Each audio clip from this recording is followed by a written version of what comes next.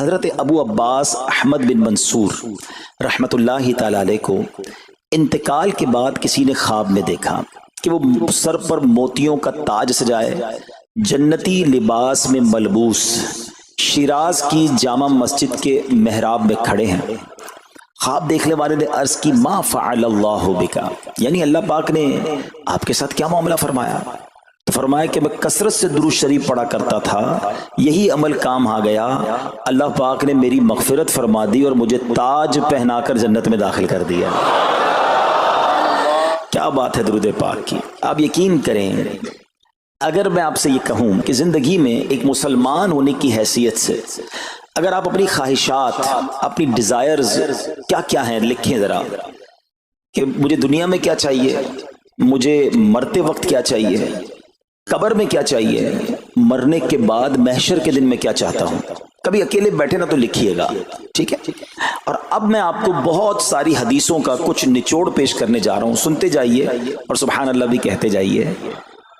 اگر آپ روزی میں برکت چاہتے ہیں تو درود پاک پڑھیے، اگر آپ بیماری سے شفا چاہتے ہیں تو درود پاک پڑھیے، اگر آپ ذلت و رسوائی سے بچنا چاہتے ہیں تو درود پاک پڑھیے، اگر آپ عزت میں اضافہ چاہتے ہیں تو درود پاک پڑھیے، آپ مصیبتوں اور پریشانیوں سے بچنا چاہتے ہیں تو درود پاک پڑھیے، مرتے وقت کلمہ پڑھنا چاہتے ہیں تو درود پاک پڑھیے، مرتے وقت آقا کا دیدار کرنا چاہتے ہیں تو درود پاک پڑھیے، آپ یہ چاہتے ہیں کہ آقا اپنے مبارک ہاتھوں سے قبر میں اتاریں تو درود پاک پڑھیے، اپنی قبر کو نور مصطفیٰ سے جگمگانا چاہتے ہیں تو درود پاک پڑھیے، قیامت کے دن نبی پاک کے پرچم تلے اٹھنا چاہتے ہیں تو درود پاک پڑھیے، آقا کے ہاتھوں جام کوثر پینا چاہتے ہیں تو درود پاک پڑھیے، اور سنیے آقا کے ساتھ جنت میں جانا چاہتے ہیں تو درود پاک پڑھیے، مدینے جانا چاہتے ہیں، بار بار جانا چاہتے ہیں تو درود پاک پڑھیے، اور زندگی میں دیدار مصطفیٰ کرنا چاہتے ہیں تو درود پاک پڑھیے۔ کچھ باقی رہ گیا؟ اللہ اکبر یا رسول اللہ، مجھے بتائیے اور کچھ باقی رہ گیا ہے؟ ایک مسلمان ہونے کی حیثیت سے what ever I need in دنیا اور ان ہیئر آفٹر، دنیا اور آخرت میں جو کچھ چاہیے، روزی برکت والی، زندگی عزت والی، پریشانیاں دور ہو جائیں، بیماریاں دور ہو جائیں، ذلت اور رسوائی سے بچا رہوں، ایمان والی موت ملے، جب تک زندہ رہوں مدینے آتا جاتا رہوں، آقا کی دید کرتا رہوں، آقا جنت میں ساتھ لے جائیں۔ اب کچھ باقی بچتا ہے؟ اب یقین کریں میں نے اپنی طرف سے نہیں بتایا، یہ جن کا کچھ مطالعہ ہے تو ان کو یاد آ رہا ہوگا کہ اس ہر جملے کے پیچھے کوئی نہ کوئی ایک روایت یا کوئی نہ کوئی حدیث موجود ہے، یعنی یہ سارے انعامات دنیا کے، قبر کے، حشر کے، یہ سارے انعامات نبی پاک نے درود پاک کی فضیلت میں بیان فرما دیے ہیں۔ یہ ایسے ہی شاعر نے نہیں کہا کہ ہر درد کی دوا ہے، صلی علی محمد، تعویذ ہر بلا ہے، صلی علی محمد صلی اللہ علیہ وسلم۔ پھر کیوں نہیں پڑھتے؟ یعنی اتنے سارے مسئلے حل ہو جائیں ایک ہی وظیفے سے۔ لوگ پوچھتے رہتے ہیں کوئی وظیفہ بتا دیں، روزی میں برکت کا بتا دیں، پریشانی دور ہو جائے بتا دیں، مدینے کا کوئی وظیفہ بتا دیں، تو یہ سارے وظیفے درود پاک میں چھپے ہوئے ہیں۔ پکڑ لو نا درود پاک، پھر دیکھیں اس کی کیسی برکتیں آپ زندگی میں دیکھیں گے، آپ کا چہرہ شاش بشاش ہو جائے گا، آپ کی طبیعت فریش ہو جائے گی، آپ کو مزے کو مزہ آ جائے گا۔ بس درود پاک کی کثرت پڑھتے رہا کریں، پڑھتے رہا کریں، انشاءاللہ برکتیں ہی برکتیں۔ میں بھی نیت کروں، آپ بھی نیت کریں۔ ایک اور خوبصورت بات بتاؤں، جو بڑی خوبصورت آیت ہے، میں سمجھتا ہوں شاید دنیا بھر کے عاشقان رسول کو یہ کم از کم آیت تو سب کو یاد ہوگی۔ کون سی آیت؟ ان اللہ وملائکتہ یصلون علی النبی یا ایھا الذین آمنوا صلوا علیہ وسلموا تسلیما۔ مل کر درود پاک، اللہم صل علی سیدنا ومولانا محمد طب القلوب ودوائها وعافیت الابدان وشفائها ونور الابصار وضیائها وعلی آلہ وصحبہ وبارک وسلم۔ اب یہ جو آیت درود ہے نا، شعبان کے مہینے میں نازل ہوئی ہے، تو چلو نیت کر لیں انشاءاللہ اب سے روزانہ کثرت سے درود پاک پڑھیں گے انشاءاللہ۔ آئیے مل کر محبت کے ساتھ ایک بار پھر درود پاک، صلو علی الحبیب صلی اللہ تعالی علی محمد صلی اللہ علیہ وسلم۔ مشہور صحابی حضرت ابو ہریرہ رضی اللہ تعالیٰ عنہ فرماتے ہیں کہ ایک مرتبہ میں رسول اکرم نور مجسم صلی اللہ تعالی علیہ وآلہ وسلم کی اقتداء میں نماز عشاء پڑھ کر واپس جا رہا تھا۔ میں نے دیکھا کہ ایک عورت اپنے آپ کو پوری طرح ڈھانپ کر سڑک کے ایک کنارے پر کھڑی ہے اور اس نے مجھے پکارا کہ اے ابو ہریرہ ذرا میری بات سنو. آپ کہتے ہیں میں قریب گیا, میں خلاصہ عرض کر رہا ہوں. تو اس عورت نے کہا کہ مجھ سے بہت بڑا گناہ ہو گیا ہے, کیا میری توبہ قبول ہوگی؟ حضرت ابو ہریرہ نے اس سے سوال کیا کہ کیا گناہ ہو گیا؟ اس نے گناہ کی تفصیل بتائی, کافی بڑا گناہ تھا. آپ نے کہا کہ تو ہلاک ہو گئی اور تو نے دوسروں کو بھی ہلاکت میں ڈال دیا, اتنا بڑا گناہ کیا, اب تم توبہ کی امید رکھتی ہو؟ اللہ پاک کی قسم تیری توبہ قبول نہیں ہوگی. جب آپ نے یہ کہا تو وہ عورت خوف خدا سے کانپنے لگی اور اتنا زور سے کانپی کہ کانپتے کانپتے وہ بے ہوش ہو گئی. آپ نبی پاک کی بارگاہ میں آ گئے. اب آپ کو خیال آیا کہ یار میں نے اس کو کہہ تو دیا, مگر میں نے اللہ کے نبی صلی اللہ تعالی علیہ وسلم سے مشورہ تو نہیں کیا, پیارے آقا سے پوچھا تو نہیں. اب آپ نبی پاک علیہ الصلوۃ والسلام کی بارگاہ میں آئے اور آقا سے عرض کی کہ حضور ایسا ایسا ہوا اور ایک عورت مجھے ملی اور اس نے مجھے اپنا گناہ بتایا. میں نے کہا اتنا بڑا گناہ, اب تیری توبہ قبول نہیں ہوگی. اللہ اکبر. جب نبی رحمت شفیع امت صلی اللہ تعالی علیہ وسلم نے یہ بات سنی تو فرمایا انا للہ و انا الیہ راجعون. اے ابو ہریرہ تو خود بھی ہلاک ہوا اور تم نے اس عورت کو بھی ہلاکت میں ڈالا, کیا تمہیں اللہ پاک کا یہ فرمان یاد نہیں؟ پھر نبی پاک علیہ الصلوۃ والسلام نے قرآن مجید فرقان حمید کی یہ آیت تلاوت کی. ذرا غور سے تلاوت سنیے گا. اللہ کریم ارشاد فرماتا ہے بسم اللہ الرحمن الرحیم الا من تاب وآمن وعمل عملا صالحا فأولئك يبدل الله سيئاتهم حسنات وكان الله غفورا رحيما. ترجمہ کنز العرفان. مگر جو توبہ کرے اور ایمان لائے اور اچھا کام کرے تو ایسوں کی برائیوں کو اللہ نیکیوں سے بدل دے گا اور اللہ بخشنے والا مہربان ہے. حضرت ابو ہریرہ نے جب یہ آیت کریمہ سنی اور پیارے آقا علیہ الصلوۃ والسلام کا یہ فرمان سنا تو آپ کو احساس ہوا کہ میں نے غلط مسئلہ بیان کر دیا ہے. آپ پر یہ احساس اتنا غالب ہو گیا کہ آپ مدینہ منورہ کی اب گلیوں میں آواز لگانے لگے. ایک عورت نے مجھ سے رات ایک مسئلہ پوچھا تھا, کوئی بتا سکتا ہے وہ عورت کون ہے؟ آپ سارا دن مدینے کی گلیوں میں آواز لگاتے رہے, مجھے اس عورت کا پتہ بتاؤ جس نے مجھ سے مسئلہ پوچھا تھا. اب رات ہوئی تو وہ عورت آپ کو کل والی جگہ پر پھر کھڑی مل گئی. آپ فوراً اس عورت کے پاس پہنچے, اسے نبی پاک کا فرمان سنایا اور کہا تمہیں مبارک ہو, اگر تم توبہ کرو گی تو اللہ تمہاری توبہ قبول فرما لے گا. اب یہ عورت اتنی خوش ہوئی کہ مارے خوشی کے کہتی ہے کہ میرا ایک باغ ہے, میں نے اپنے گناہ کے کفارے میں وہ باغ راہ خدا میں صدقہ کر رہی ہوں. یہ پورا باغ ہے ابو ہریرہ, میں اللہ کی راہ میں صدقہ کرتی ہوں. اللہ اکبر. اے میرے پیارے اسلامی بھائیوں, اس ایک واقعے میں ہمارے لیے بہت کچھ ہے. پہلے تھوڑا سا تربیت کے مدنی پھول ذرا سمجھیے کہ اتنی بڑی ہستی ہے سیدنا ابو ہریرہ رضی اللہ تعالیٰ, لیکن جیسے انہیں پتا چلا کہ میں نے یہ مسئلہ تو بیان کر دیا ہے مگر نبی پاک علیہ الصلوۃ والسلام سے پہلے اس کا حکم تو پوچھ لیتا, یہ ہمیں کیا درس دے رہا ہے کہ بغیر علم کے اپنی طرف سے شرعی مسئلہ بیان نہیں کرنا چاہیے. جو بغیر علم کے دینی مسئلے بتاتا ہے وہ خود بھی ہلاک ہوتا ہے اور دوسروں کو بھی ہلاکت میں ڈالتا ہے. ہاں میں بتاتا ہوں نا اس کا مسئلے کا حل کیا, حالانکہ خود کہیں پڑھا نہیں ہوتا. تو جب تک آپ کو علم نہیں ہے, آپ جانتے نہیں ہیں, تو کسی مسئلے کو بیان نہیں کرنا چاہیے. دوسری بات کہ اگر خدا نہ خواستہ کوئی غلط مسئلہ بتا بیٹھا یا بتا تو درست رہا تھا, بتاتے بتاتے غلطی کر بیٹھا, تو اسے چاہیے کہ ازالہ کرے, فوراً اس کا جو بھی ازالہ بنتا ہے وہ کرے. سیدنا ابو ہریرہ رضی اللہ عنہ کا ازالہ تو دیکھیں کہ آپ کو جیسے ہی پتا چلا کہ اصل مسئلہ یہ ہے, اب آپ مدینے کی گلیوں میں صدا لگا رہے ہیں, تلاش کر رہے ہیں, پورا دن ڈھونڈتے رہے اس خاتون کو کہ میری سے غلطی ہو گئی, میں نے اس کو غلط مسئلہ بتایا, تاکہ اس کو تلاش کر کے اس کو درست مسئلہ بتایا جائے.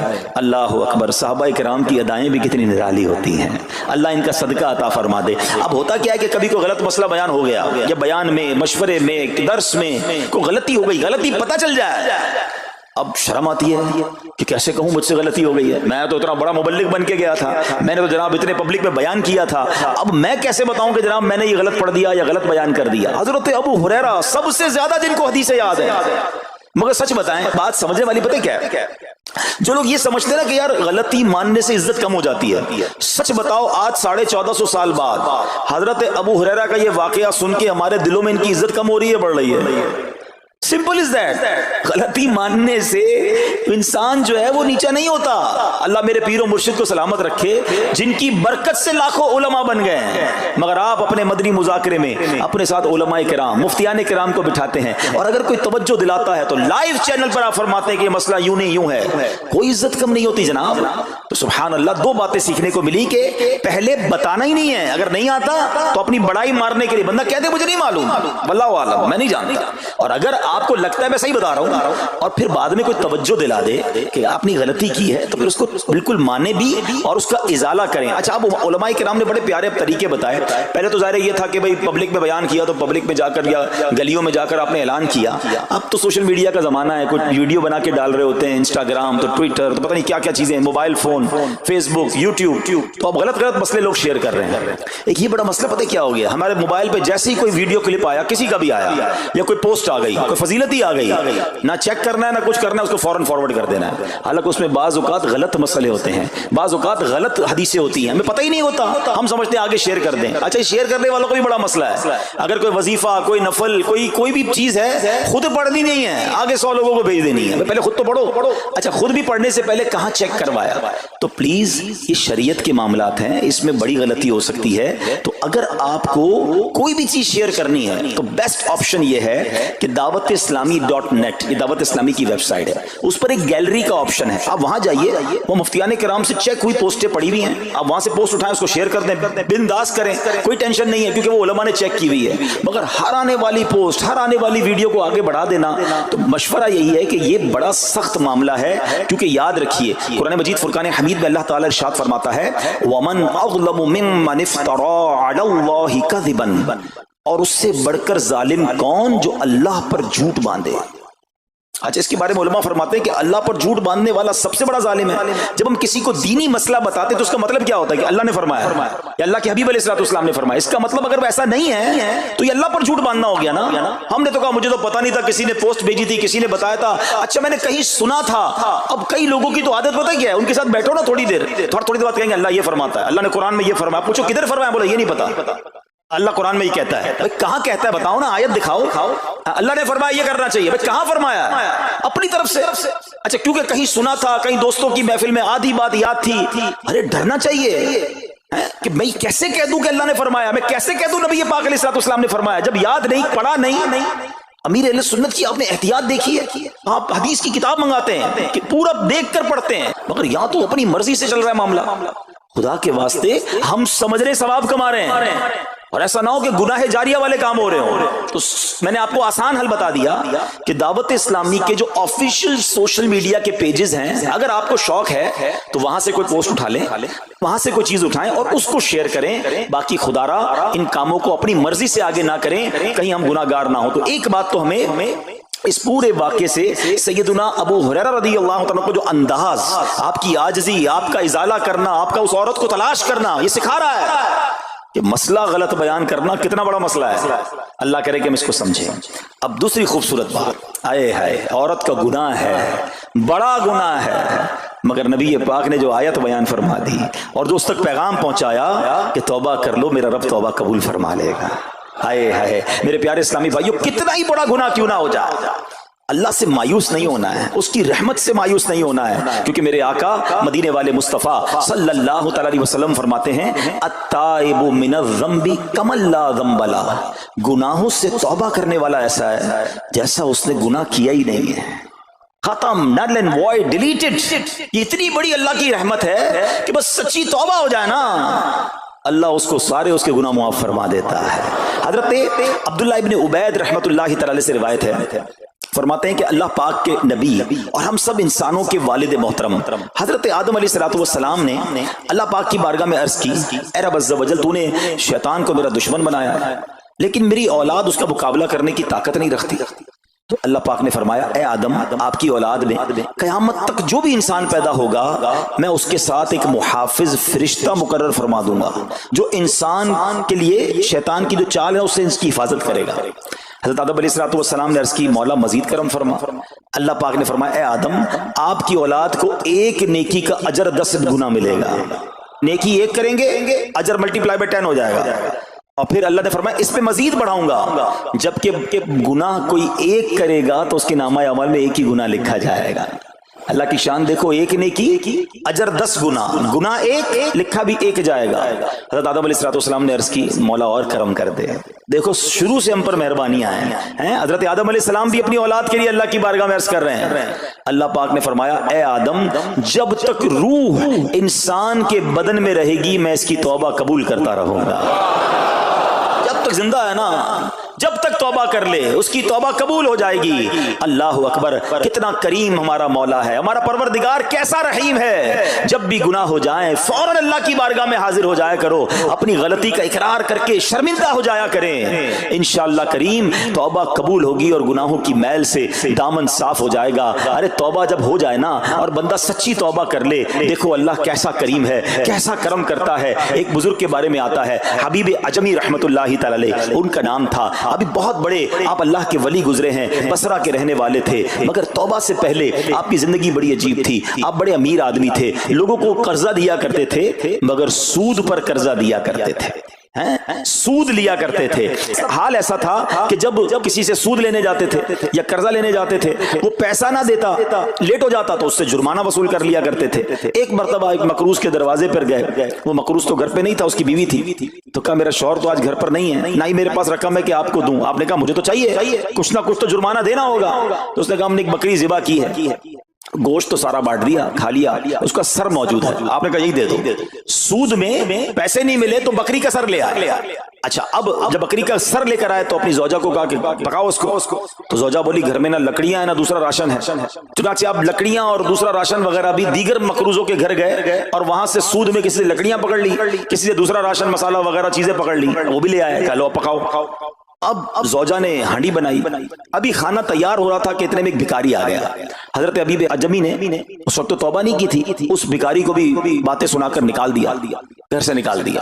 اب کھانا تیار ہو گیا، کھانے کے لیے بیٹھے، مگر جیسے ہی زوجہ نے ہانڈی کا ڈھکن اٹھایا نا تو وہ سالن جو تھا بکری کے سر کی بجائے پورا سالن خون سے بھرا ہوا تھا۔ زوجہ نے پکار کر کہا کہ دیکھو تمہارے اعمال کا نتیجہ، تمہاری کنجوسی کا نتیجہ، پوری ہانڈی خون سے بھری ہوئی ہے، سود کا مال تھا نا۔ اب ہانڈی کا جو خون میں بدل جانا آپ کے دل پر بڑی تنبیہ ہوئی، بڑا اثر ہوا کہ یہ میں کیا کر رہا ہوں، میں کون سی روزی کما رہا ہوں۔ اللہ سے جنگ ہے نا سود کا کام کرنے والا، وہ تمام لوگ سوچیں جو سود کا کام کرتے ہیں۔ اب جب آپ کے دل پہ چوٹ لگی تو آپ نے اب توبہ کرنے کا ارادہ کیا کہ بہت ہو گیا، اللہ کو بڑا ناراض کر لیا۔ تو آپ حضرت حبیب اجمی اب باہر نکلے کہ حضرت امام حسن بصری کی بارگاہ میں جاتے ہیں اور وہاں جا کر توبہ کرتے ہیں۔ مگر جیسے ہی اب باہر نکلے نا تو کچھ بچے کھیل رہے تھے، کھیلتے ہوئے بچے نے آواز لگائی جلدی سائڈ پہ ہو جاؤ، دور ہو جاؤ، حبیب اجمی سود خور آ رہا ہے، کہیں ایسا نہ ہو کہ اس کے قدموں کی دھول ہم پر پڑے اور ہم بھی بدبخت ہو جائے۔ پھر دل پر چوٹ لگی کہ یار بچہ مجھ سے نفرت کرتا ہے، ایسا کام کرتا ہوں میں، اللہ بھی ناراض، اللہ کے بندے بھی ناراض، اور دل پر چوٹ لگی۔ حضرت حسن بصری رحمت اللہ تعالی کی خدمت میں گئے، بڑی سچی توبہ کی، اللہ کو راضی کرنے کے لیے پکی نیت کی، ابھی توبہ کی ہے، کوئی بڑی نیکیاں نہیں کر لی ہیں، واپس آ رہے ہیں۔ جیسے واپس آ رہے ہیں تو دیکھا کہ وہی بچے کھیل رہے ہیں۔ اب ان بچوں میں کسی نے آپ کو دیکھا تو کہا کہ اب حبیب توبہ کر کے آ رہے ہیں، دور ہو جاؤ، کہیں ہمارے قدموں کی دھول ان پر نہ پڑ جائے تو ہم گناہگار نہ ہو جائیں۔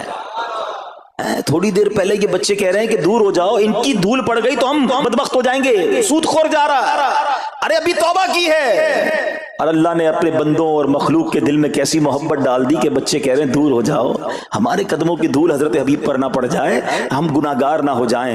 اب جناب بڑا دل پہ اور اثر ہوا کہ مالک تیری قدرت، ابھی تو توبہ کی ہے اور میری نیک نامی کا اعلان تو نے اپنی مخلوق سے کروا دیا، سب کے حقوق ادا کیے، سودی لین دین تھا سب ختم کیا، اللہ پاک کی عبادت میں مصروف ہو گئے، اللہ نے ولایت کا سرتاج بنا دیا، اپنا ولی بنا دیا۔ اے میرے پیارے اسلامی بھائیوں، یہ ہے توبہ، اللہ اکبر۔ اے میرے پیارے اسلامی بھائیوں، پتہ یہ چلا کہ عزت دوبارہ مل جاتی ہے، شرط صرف ایک ہے کہ آدمی صحیح راستہ اختیار کر لے۔ اولیاء کرام کی سیرت پڑھ کر دیکھیں، ہزاروں اولیاء کرام ایسے ہیں جو توبہ سے پہلے گناہوں میں مشغول تھے، معاشرے میں انہیں بری نگاہ سے دیکھا جاتا تھا، لوگ ان سے نفرت کیا کرتے تھے، مگر جب اللہ کی طرف آ گئے تو کیا کمال ہوا کہ اب جناب لوگوں کے دلوں میں تو دلوں میں، جانوروں کے دلوں میں بھی اللہ نے اپنی مخلوق کے دلوں میں ان کی عزت ڈال دی، کیونکہ عزت کس کے پاس ہے؟ رب کے پاس ہے۔ دلوں کا اختیار کس کے پاس ہے؟ وہ رب کے پاس ہے۔ آسمان ولایت کا ایک اور چمکتا ستارہ حضرت فضیل بن عیاض رحمت اللہ تعالی علیہ توبہ سے پہلے ڈاکو تھے، جی ہاں، آپ کتنا بڑا نام ہے ولیوں میں، مگر آپ ایک ڈاکو تھے. اور یہ کوئی کہانی نہیں، واقعی حقیقت ہے کہ رات کو جب بچہ سوتا نہیں تھا تو مائیں کہا کرتی تھی بیٹا سو جاؤ ورنہ فضیل ڈاکو آ جائے گا. جس راستے پر آپ ہوتے تھے لوگ ڈر کے مارے اس راستے سے نہیں گزرتے تھے، مگر جب آپ نے توبہ کی، جن کا مال لوٹا تھا واپس کیا اور سارے حقوق ادا کیے، نیک کاموں میں مصروف ہو گئے، اللہ کی عبادت میں لگ گئے. حضرت فضیل بن عیاض نے وہ وقت بھی دیکھا کہ وقت کا بادشاہ آپ کے دروازے پر کھڑا تھا اور انتہائی عاجزی سے عرض کر رہا ہے کہ حضور ملاقات کا وقت عطا فرما دیجئے. اللہ کی راہ پہ جو چل پڑے، سچی توبہ کر لے، اللہ پھر کیسی عزت عطا فرماتا ہے. حضرت بشر حافی کا واقعہ آپ کو یاد ہوگا. آپ توبہ سے پہلے شرابی تھے، شراب کے نشے میں دھت رہا کرتے تھے. بڑا خوبصورت واقعہ ہے کہ اللہ کے نام کی جب آپ نے تعظیم کی اور آپ کو یہ پیغام ملا کہ اے بشر تم نے ہمارے نام کو بلند کیا، ہم تمہارے نام کو بلند کریں گے. آپ نے توبہ کی، عبادت میں لگ گئے. اللہ تعالیٰ کی معرفت کا عالم یہ تھا کہ آپ ننگے پیر رہا کرتے تھے. حافی کہتے ننگے پیر رہنے والوں کو، اب جب آپ ننگے پیر گلیوں میں گھوما کرتے تو اس شہر کے جانور راستے پر نجاست نہیں کرتے تھے. کیوں نہیں کرتے تھے؟ کہ حضرت بشر ننگے پاؤں رہتے ہیں، کہیں ان کے پیر گندے نہ ہو جائیں. ارے وہ شخص جو توبہ سے پہلے شرابی ہے اب جانور بھی ادب کر رہے ہیں. بلکہ عالم یہ تھا کہ ایک چرواہے کے ایک جانور نے راستے پر گندگی کر دی تو اس نے کہا ہو نہ ہو لگتا ہے حضرت بشر کا انتقال ہو گیا ہے. جب معلوم کیا تو پتا چلا کہ ہاں حضرت بشر حافی کا انتقال ہو گیا. اللہ اکبر! گویا اللہ نے جانوروں کے دلوں کے اندر بھی ان کی عزت ڈال دی، کیونکہ انہوں نے رب کی بارگاہ میں سر جھکایا. انہوں نے دنیا والوں کی پرواہ نہ کی، انہوں نے رب کو راضی کرنے کی فکر کی. تو اے میرے پیارے اسلامی بھائیوں، یہ خیال دل سے نکال دو کہ جناب عزت پیسے سے ملتی ہے، عزت شہرت سے ملتی ہے. جناب سوٹ بوٹ ہو، ذرا اچھے کپڑے پہنوں، اچھی جناب لگژری گاڑی سے اتروں گا تب عزت ملے گی. ارے جناب مہنگا موبائل ہاتھ میں ہوگا تب عزت ملے گی. عالی شان کوٹھیوں میں رہوں گا تب عزت ملے گی. یہ بھول ہے تمہاری. آؤ قرآن کیا کہتا ہے، عزت کہاں سے ملے گی، عزت کس کو ملتی ہے؟ اللہ قرآن میں فرماتا ہے من کان یرید العزت فللہ العزت جمیعا. اللہ کہتا ہے، قرآن فرماتا ہے جو عزت کا طلبگار ہو تو ساری عزت اللہ ہی کے پاس ہے، ساری عزت اللہ کے پاس ہے. وَتُعِزُّ مَن تَشَاءُ وَتُذِلُّ مَن تَشَاءُ بِيَدِكَ الْخَيْرُ. خدا کی قسم دنیا کی ساری دولت کسی کے پاس ہو، اس کے کروڑوں فالوورز ہوں، لوگ کہتے ہیں سوشل میڈیا پہ فالوور ہونے چاہیے. آج کل تو کسی کا مرتبہ